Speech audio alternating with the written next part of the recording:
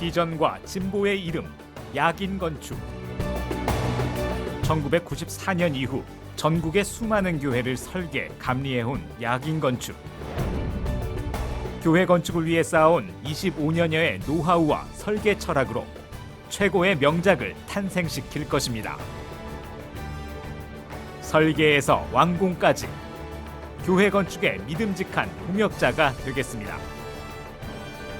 교회 건축의 시작과 완성은 야긴 건축과 함께 하십시오.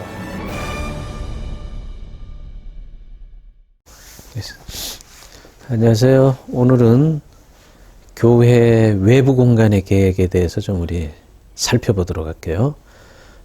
우리 교회 건축을 앞두고 지금까지 우리가 교회 계획의 주안점을 교회 내부에다만 뒀거든요. 우리 교회들이. 외부에다가는 거의 이제 투자도 좀 약화되어 있고, 또 개념 자체가 우리가 건축하면 그 건물 안, 그다음에 건축의 구조물, 여기에만 이제 집중이 되어 있죠. 근데 사실은 교회 외부 공간은 굉장히 소중하고 또 중요해요. 그 이유는 내부에서 담아낼 수 없는 그 감성적인 공간, 드라마틱한 공간을 사실은 외부에서 연출할 수 있기 때문에 그렇거든요. 그리고 두 번째는 우리 한국교회가 건물이 필요한 공간이 아무리 많이 줘도 항상 공간은 부족해요. 교회는 특성상. 그리고 성도님들이 교회 내부 공간에서 소통이 이루어지고 좀 감성지향적인 공간을 만들 수 있는 곳이 카페밖에 없거든요. 근데 카페만 가지고는 사실 그 기능을 극대화할 수가 없어요. 그래서 카페처럼 성도들의 감성지향적인 공간을 극대화시킬 수 있는 곳이 외부 공간입니다. 외부 공간. 그래서 우리 한국교회의 새로운 패러다임이, 건축의 패러다임이 좀 바뀌어야 되는데 그것은 외부 공간에 답이 있어요. 그래서 오늘은 그 외부 공간의 중요성, 이런 것들을 좀 살펴보고자 합니다. 자, 외부 공간은 여러 가지 유형들이 있는데 크게 보면 한 11가지 정도의 내용들이 있어요. 그 공간들을 우리가 좀 쭉 살펴보면서 교회 건축을 앞둔 교회들은 이런 면에 좀 주목을 하시면 더 풍요로운 공간을 만들 수가 있습니다. 그래서 한번 보도록 할게요. 첫 번째는 교회의 담장 공간입니다. 외부 공간의 첫 번째 유형이. 근데 이 담장은 좀 극단적인 형태로 가고 있어요. 어떤 교회 가보면 담장을 너무 높게 쳐가지고 도로에서 교회 마당이 안 보이게 이렇게 막 높게 올려가지고 한 교회가 있고, 반면에 아예 담장이 없는 교회가 있어요. 이런 극단적인 형태가 있는데, 사실 교회 건축에 있어서 합리적인 담장은 열려있는 듯 하면서도 막혀있는 담장, 그게 가장 좋고 이상적인 공간입니다. 왜냐하면 교회의 마당이라는 곳, 교회의 영역은 일반 도로와 일반 다른 그 외부 공간과 다른 지역 그 이웃 대지 경계선과 뭔가 조금 그래도 구별화되고 차별화된 어떤 그 장소성이 강한 공간으로 이렇게 인식되는 것이 좋거든요. 그게 상징적인 공간이거든요. 그래서 열려있는 듯 하면서 닫혀있는 공간은 뭐냐면, 가장 이상적인 공간은 우리가 문 틀을 생각하시면 돼요. 문이 이렇게 열었다 닫았다 하려면 그 틀이 있어야 가능하거든요. 그 문 틀 공간이 담장의 공간의 가장 이상적인 형태입니다. 그러니까 문이라는 것은 그 문 프레임, 이 틀이 있으면 나가든지 들어오든지를 강요받는 그런 공간이에요. 그게 하나의 구조물이지만 굉장히 상징성이 강한 공간입니다. 그래서 그 담장을 그런 이 게이트 형태 내지는 문틀과 같은 공간, 우리가 액자로 말하면 액자 틀, 명화를 딱 이렇게 명화답게 하는 거는 그 액자의 틀이거든요. 틀. 명화를 막 꾸깃꾸깃 해서 신문지처럼 이렇게 보면 그 명화, 아무리 명화라 하더라도 명화로서의 가치를 부여할 수가 없어요. 그만큼 그 틀이라는 것, 테두리 공간, 어떤 사회학적으로 말하면 그게 하나의 선이거든요. 이런 공간이 굉장히 중요하다라는 거죠. 그래서 교회에서 그와 같은 우리가 영어로 픽처 프레임, 액자 틀과 같은 공간이다라는 것은 강요하는 공간입니다. 어떤 강요를 하느냐? 성도들에게 의식화된 자기 결단을 강요하는 공간이에요. 당신이 여기에 들어올 때, 패스할 때, 통과할 때, 나는 그리스도로 인해서 거듭난 자다, born again 한 자다라는 확신을 그 틀의 공간에서 강화시켜 주거든요. 그래서 그 대문이나 담장이나 이런 것들은 그런 의식화된 상징성, 다시 말해서 체험이 강하게 촉발되어질 수 있는 구조로 만들어주는 것이 가장 좋아요. 그게 이제 그 경계에 관한 공간에 대한 내용이고, 두 번째는 진입로 공간입니다. 진입로. 그 진입로는 왜 중요하냐면, 내가 예배를 드리러 가는구나 하는 자기의 그 생각의 정돈이 그 진입 과정에서 이루어져요. 그러니까 진입 공간을 잘 이렇게 정리를 해 놓으면 예배자가 예배를 드리는 그 마음의 준비가짐이나 정돈을 잘 하면서 들어올 수가 있어요. 근데 반면에 그냥 주차장에서 주차하고 바로 본당으로 들어오게 만들어 버리면 그런 준비 과정의 공간이 하나도 없어요. 그러니까 예배 본당에 들어와서도 정돈이 안 된 상태죠, 마음에. 그래서 과정적인 공간은 종교 건축에 있어서는 굉장히 중요합니다. 예를 들면 세들백 교회 예를 들면 미국 같은 데에는 건축법이, 주차장법이 우리 국내 건축법과는 많이 달라요. 우리 국내는 33평당 한 대 두면 됩니다. 예를 들어 1000평을 건축한다. 그럼 33대 두면 돼요. 근데 미국에서는 성도 2인당 주차 한 대 둬야 돼요. 그러니까 국내에서 한 1000석 정도를 미국에서 건축한다 그러면 주차장이 500대가 있어야 되는 거죠. 그래서 대부분 이제 대형 교회들은 산 속에 있거나 변두리에 있거나 이렇게 대지가 넓은 곳에 위치할 수밖에 없죠. 주차장 때문에. 세들백 교회 예를 들면 이제 주차장에서 본당까지 가는 과정에 그 바닥의 패턴 디자인 이런 것들이 잘 정리가 되어 있기 때문에 그 예배자가 그 외부 공간에 도입부 공간을 잘 걸어가면서 자기 생각을 정돈할 수 있는 거죠. 수정교회도 마찬가지입니다. 대문을 열고 들어가면 우측에 큰 수공간이 있고 바닥에는 이렇게 이렇게 새겨가지고 이렇게 쫙 묵상하면서 걸어갈 수 있게 해놓는다든지 이런 공간들이 도입부 공간이거든요. 우리나라에서는 이제 이 우리나라 전통 건축에 불교 사찰 이런 데를 방문을 많이 해보셔야 알겠지만 대웅전이 있죠. 본당으로 말하면 교회로 말하면 그게 이제 본당입니다. 대웅전까지 가는 과정이 대문에서 대웅전까지 가는 과정이 그냥 획일적으로 쭉 걸어가지 않게 해놨어요. 의도적으로 소술 이런 큰 이런 게이트가 있고 또 작은 오솔길 같은 데가 있고 또 연못을 이렇게 건너가고 그 다음에 이제 이런 그 문이 나오죠. 이렇게 문이 나오면 그 문을 딱 들어가면 또 넓은 마당이 나와요. 그 마당 중앙에는 이 탑이 있죠. 그 탑을 돌아서 계단을 또 올라가야 돼. 그래야 대웅전이 있거든요. 그럼 그 과정에서 기도자가 마음의 여러 가지 준비를 가다듬고 대웅전에 가서 기도를 드리게 해놨거든요. 그 불교의 그 본 건물의 벽을 보면 영어로 옥스 헤더링 픽처라는 그림이 항상 있어요. 어느 절에 가든지. 그거는 뭐냐면 봉자승이 소를 길들여 가지고 옥스 헤더링 뭐예요? 소 머리를 길들이는 과정의 그림이라는 얘기거든요.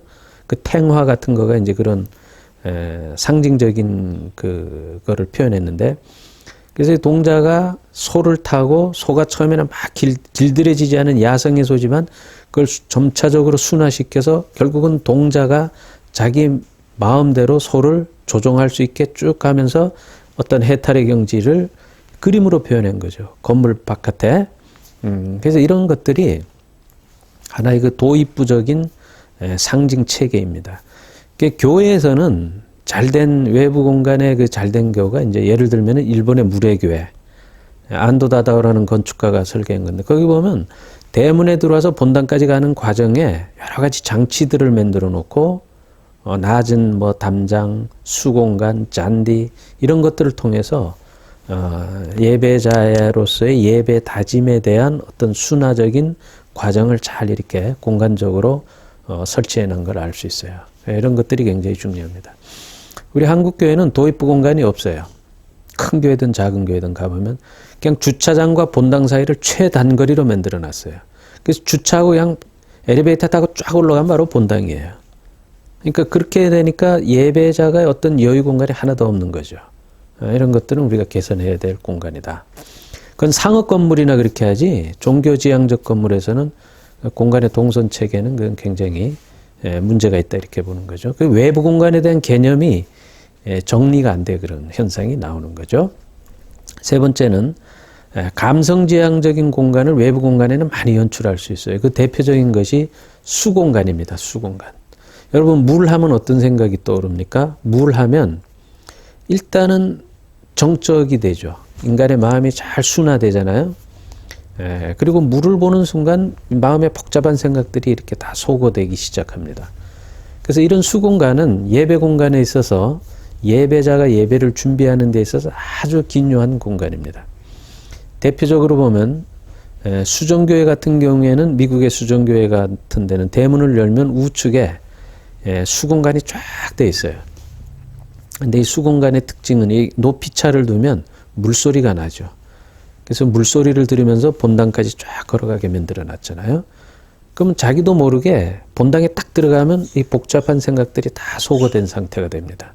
이런 것들이 수공간이 가지고 있는 굉장한 상징성이에요.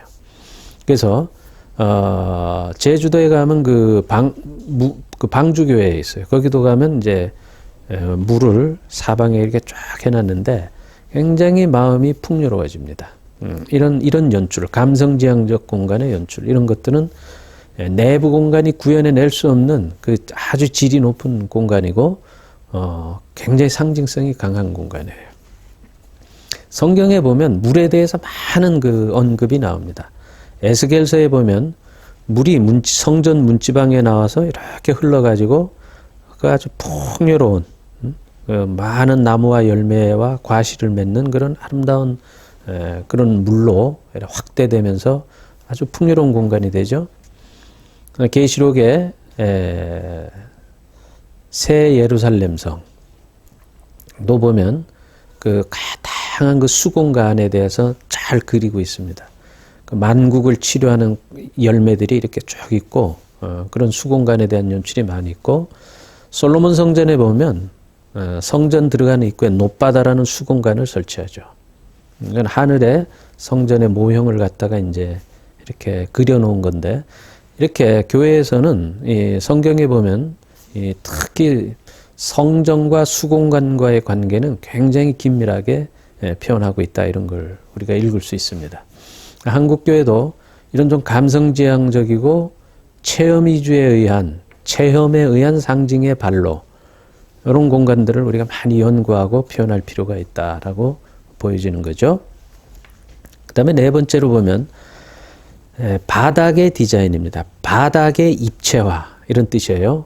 우리가 공간 하면은 벽, 바닥, 천정이 있는 거를 우리는 공간이라고 정의하는데 사실 공간은 그와 같은 구조물적 공간도 있지만 이 바닥만으로도 공간 이상의 감동적 드라마를 줄 수 있어요. 예를 들면 이런 연출이죠. 우리가 바닥을 획일적으로 깔아버리면은 아무 감동이 없어요. 지겹죠. 그런 공간을 갈 때는. 그러나 그 바닥의 패턴, 텍스처, 재료 이런 것들을 잘 깔아놓으면 그 바닥이 굉장히 입체적인 공간이 돼요. 자, 바닥의 내용을 한번 보면 바닥에 자갈이나 돌 같은 걸 이렇게 깔아놓으면 이렇게 그걸 밟을 때 바닥이 따끔따끔하고 좀 이렇게 아프잖아요. 그럼 보행의 속도가 빨라지죠. 근데 잔디나 나무와 같이 이렇게 포근한 그 바닥을 밟으면 어떻게 되죠? 느려지죠. 보행의 속도가. 보행의 속도가 느려지죠. 바닥에 콩자갈을 깔면 자그락자그락 소리가 나죠. 그런 것들을 순위적으로 접속시켜서 바닥 패턴을 빨아놓으면 보행자가 갈 때 속도가 자기도 모르게 빨라졌다 느려졌다 시청각이 나오는 그런 공간에 어떤 감흥을 줄 수가 있는 거예요. 바닥 자체에서. 그 바닥의 디자인적 요소를 했을 때 바닥이 그렇게 바뀝니다. 어떤 공간으로 바뀌냐면 드라마틱한 공간, 감성적인 공간, 의외성의 공간으로 바뀌어버립니다. 그래서 바닥의 패턴 디자인과 텍스처, 재질, 재료, 사운드 이런 것들은 획일적인 공간을 입체적인 공간으로 만드는 아주 획기적인 디자인이 되는 겁니다. 그리고 그런 공간은 내부에서는 느낄 수 없는 그런 퀄리티를 가질 수 있다라는 거고, 다섯 번째는 야외 조각 공원, 야외 조각과 어떤 구조물적 표현 이런 거예요. 미국에 가면 그 수정교회나 사랑의 교회나 뭐 여러 교회를 가보면 외부에 많은 조각물들을 잘 전시해 놨어요. 야외 갤러리처럼.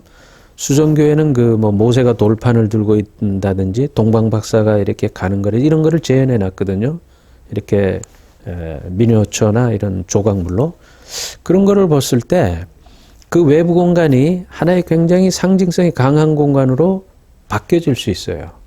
내가 어떤 묵상을 하거나 성경을 보거나 아니면 목사님의 메시지를 듣고 그런 공간을 딱 봤을 때 어떤 자기도 모르게 그것이 이렇게 동일시되면서 굉장히 강한 공간이 돼요. 이런 공간은 우리가 성경에서 특히 찾아본다면 떨기나무 공간, 떨기나무와 같은 공간이 되는 거죠. 모세가 광야에서 본 그 떨기나무 공간이 나중에는 그 광야지 않습니까? 모래먼지가 휙휙 날리는 아주 획일화된 광야인데 그 광야의 그 떨기나무를 보고 모세가 거기서 신발을 벗고 하나님께 머리를 조아리게 돼요. 근데 불이 붙었는데 타질 않습니다. 그 떨기나무가 얼마나 앙상하고 거칠고 날카롭겠어요. 근데 그것이 하나의 모세에게는 변곡점을 줘요. 어떤 변곡점을 주느냐? 하나님의 강한 임재로 바뀌게 됩니다. 그 공간이. 그때 모세가 한 행동은 신발을 벗고 하나님께 경배하게 되죠. 그러면 그 공간은 그 광야의 획일화를 성스러운 공간으로 바꾸는 그런 공간이 되는 거죠. 그러니까 떨기나무와 같은 공간은 교회 건축 외부 공간에 있어서 굉장히 중요한 공간이 되는 겁니다. 그만큼 이런 외부는 그런 장치와 다양성을 갖다 담을 수 있는 공간이기 때문에 굉장히 중요해요. 그래서 이 떨기나무와 같은 공간은 체험 위주에서 나오는 하나님의 임재를 느끼는 상징 공간이잖아요. 눈에 보이는 공간, 눈에 보이는 상징 체계는 아니에요. 눈에 보이는 떨기나무는 앙상하기 그지없는 공간이지만 체험이 거기서 이제 하나님에 대한 어떤 그 두려움, 경외감, 우리가 엑스터시라 그러잖아요. 그런 것들이 이제 나오게 된다. 그러니까 한국교회의 상징성에 대한 표현은 사실 지금까지 우리는 뾰족종탑, 뭐 스테인글라스, 붉은 벽돌 이런 눈에 보이는 걸 가지고 상징에 대한 표현을 해왔는데 앞으로의 좀 현대지향적이고 미래세대의 교회의 상징성에 대한 표현은 체험입니다. 체험. 아까 말씀드렸던 수공간, 떨기나무, 야외 갤러리 뭐 이런 공간들, 바닥의 텍스처 이런 것들이 오히려 더 강한 하나님의 상징, 하나님의 임재를 느낄 수 있다라는 것을 우리가 새롭게 좀 변화된 개념으로 우리가 고민해 봐야 되겠다라는 거고, 그 다음에 이제 여섯 번째 마당입니다. 마당. 이 야외 마당은 굉장히 중요해요. 자, 우리가 교회 공간이 부족해서 건축을 하는데 공간을 많이 만들어럼에도 불구하고 항상 모자라요. 그리고 또 내부에서 느끼는 공간의 질과 외부에서 느끼는 공간의 질은 굉장히 다릅니다. 외부는 훨씬 더 다양성을 느낄 수 있거든요. 자, 그렇다면 우리가 부족한 공간을 극복할 수 있는 곳이 그럼 어디가 됩니까? 외부가 되죠. 근데 외부는 우리가 지금까지 너무나 방치해 놓은 공간이고 그 중요성을 그렇게 부여하지 않았어요. 그러니까 주차장, 뭐 조경, 그러니까 이걸로 끝입니다. 외부 공간은. 근데 외부 공간을 우리가 어떻게 다시 재정립해야 되냐면 거실로 인식하는 거죠. 외부를 거실로 인식하는 겁니다. 그래서 마당을 거실로 생각하는 거예요. 근데 우리가 아파트에서 생활을 하죠. 근데 아파트에 끊임없이 거실이 있죠. 주방이 있고 방이 있어요. 근데 그 거실에 가구들이 있잖아요. 소파도 있고 탁자도 있고 TV도 있고 장식장도 있고 그렇죠. 그런 가구를 다 없애버리면 아파트의 거실은 거실로 기능을 못해요. 그러니까 우리가 거실로 기능한다라는 개념에는 뭐가 반드시 전제되냐면 가구가 전제되는 개념이에요. 우리가 아파트 생활에서도 뭐 단독주택에서도 마찬가지입니다. 거실에 가구를 빼면 거실로 기능을 못합니다. 자, 그럼 외부 공간을 거실로 기능하기 위해서는 뭐가 가장 급선무입니까? 가구죠, 가구. 근데 바깥에 설치하는 가구다 그래가지고 우리가 스트릿 퍼니처라 그래요. 거리의 가구다 이런 뜻입니다. 그런 마당에 가구를 잘 세팅하면 그 마당은 뚜껑도 없고 벽도 없지만 거실이 돼버리는 거예요. 거실이. 그래서 거실이 된다라고 하는 건 뭐예요? 거기서 소통이 이루어지고 커뮤니티가 이루어지고 어떤 그 다양성이 이루어지잖아요. 그러니까 마당이 그렇게 변한다는 거죠. 여러분 유럽에 가면 야외 카페들이 쭉 많죠. 뭐 로마나 프랑스나 뭐 이런 데 가면 그냥 야외, 유럽에는 이 카페가 아주 유명하잖아요. 그 카페에서 많은 사람들이 모여서 대화도 하고 그냥 나누고 즐기고 이러잖아요. 커피값도 내부보다 바깥이 더 비싸요. 그 테라스 자리가 더 비쌉니다. 그만큼 마당이 중요하다는 거죠. 그래서 교회에 부족한 공간을 극복할 수도 있고 성도들의 다양성과 그 어떤 소통 이런 것들을 극대화할 수 있는 외부 공간의 마당은 교회 건축에 있어서 굉장히 중요합니다. 그 다음에 7번째는 썬큰 공간을 둘 수 있는데 이 썬큰 공간은 지하를 외부처럼 지하를 일정처럼 연출하는 공간을 썬큰이라 그래요. 그러니까 땅을 일부를 이렇게 넓게 파가지고 거기에 계단이나 조경이나 뭐 작은 습지를 만들므로 인해 가지고 지하가 아니라 1층처럼 연출하는 그런 공간을 썬큰이라 그럽니다. 그래서 지하에서는 이런 작은 썬큰을 둠으로 인해서 환기나 채광이나 이런 것들을 또 안전에 대한 문제도 썬큰은 극복할 수 있는 좋은 공간이 됩니다. 그 다음에 이제 옥상 공간의 활용입니다. 옥상은 우리가 보통 건축할 때 그냥 별 기능 부여를 못해요. 그러니까 옥상이 나오면 그냥 그대로 해두고 그냥 방치하고 맙니다. 근데 사실 옥상은 너무나 중요한 공간인데 왜냐하면 항상 교회는 공간이 부족해지거든요. 그럼 그 부족한 공간을 어떻게 극복하느냐? 그렇다고 증축할 수도 없고 뭐 리모델링을 할 수도 없죠. 그러니까 그런 공간의 부족 현상이 왔을 때 그거를 극복할 수 있는 것은 옥상입니다. 옥상. 그래서 건축을 할 때는 옥상을 좀 이렇게 높게 해놓을 필요가 있어요. 한 3m 정도. 그래서 건축을 완료한 다음에 건물을 사용하다가 보면 항상 이제 두 가지 현상이 일어나요. 공간의 부족 현상이 오고 주차장의 부족 현상이 오거든요. 그때 공간의 부족 현상이 왔을 때는 그 옥상을 뚜껑만 이렇게 간단하게 씌우면 옥상을 한 층으로 쓸 수 있게 만들어줘야 됩니다. 장내 증축의 마스터 플랜의 공간이에요. 옥상이. 그래서 옥상은 좀 높여놓을 필요가 있고 그 높여놓은 벽에 옥상 그 파라펫에 창문도 듬성듬성 내놓으면 훨씬 좋습니다. 그리고 옥상은 공간이 필요하지 않고 공간에 그런 부족 현상이 안 올 때에는 청소년들의 공연장, 탁구장, 야외 카페 이런 하늘공원 이런 식으로 또 역시 외부 공간의 어떤 기능을 잘 살릴 수가 있다. 이렇게 보여지는 것이고 그 다음에 이제 주차장에 대해서 한번 살펴보죠. 주차장. 우리 한국교회 주차장 하면 어떤 생각이 떠올라요? 여름에 막 열이 후끈후끈 나오고 겨울에는 미끄럽고 삭막하고 그냥 콘크리트로 다 해놔서 근데 이 주차장을 녹지 주차장으로 바꿔야 됩니다. 녹지 주차장. 그린 파킹. 잔디 블럭을 쫙 깔고 주차장을 하면 거기 잔디에서 싹이 나와가지고 녹지처럼 보여요. 그리고 중간중간에 나무를 이렇게 좀 심어서 그린 파킹이 되게 하고 평일날에는 그 주차장이 이 동네의 바자회장, 어떤 화합회장, 또 청소년들의 어떤 뭐 다양한 공간 이렇게 쓸 수 있도록 주차장을 그렇게 녹지 공간으로 바꿔야 됩니다. 건축비가 그렇게 차이가 안 나는데 우리가 이 아이디어가 없어서 외부 공간을 너무 방치하는 경향이 많습니다. 녹지로 바꿔야 되고 그 다음에 마지막으로 내부 공간을 외부화하는 거죠. 지금 제가 말씀드린 것은 외부 공간을 내부화하는 전략이었고 반대로 내부에서도 외부적 요소를 도입하자라는 거예요. 미국에 가면 허쉬 초콜릿 그 본사를 제가 한번 가본 적이 있는데 그 1층을 딱 들어가면 내부인데 로비가 자연 외부처럼 해놨어요. 뭐 나비도 날아다니고 새소리도 나고 막 숲이 우거져 있고 그래요. 처음 오면 거기가 내부인 줄 몰라요. 이게 바깥인 줄 알아요. 근데 자세히 보면 안입니다. 안. 그러니까 이 공간의 개념이 확 바뀐 거예요. 분명히 내부라고 들어왔는데 외부가 돼버린 거죠. 그랬을 때 공간에 드라마가 생기게 됩니다. 공간에 있어서 드라마는 언제 발생이 되느냐? 우리가 가지고 있는 공간에 대한 기존 개념이 깨질 때 거기엔 반드시 드라마틱한 요소가 발생이 되거든요. 우리가 내부라는 인식이 외부로 깨어질 때 거기는 드라마틱한 요소가 발생이 돼요. 그리고 그것은 그 공간의 장소성을 강하게 줍니다. 방문자에게.